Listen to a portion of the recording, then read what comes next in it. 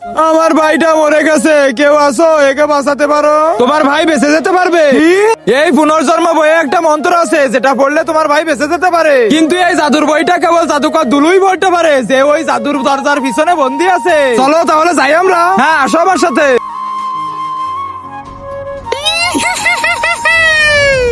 এ ডাইনি, জলদি জাদুকর দুলুকে ছেড়ে দাও। না, আজকে আমি এর চোখ তুলে খাবো।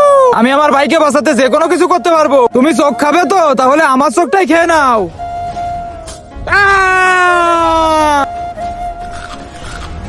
হ্যাঁ, আমি বেঁচে গেছি। এই ডাইনির হাত থেকে আমাকে কে বাঁচালো? কে বাঁচিয়েছে এ দুইটা চোখ দিয়ে? এ আমার জন্য চোখ নষ্ট করে ফেলেছে। আরে তুমি কেন চোখ নষ্ট করলে? তোমার আমি কখনো কারো কাছে ঋণী থাকি না।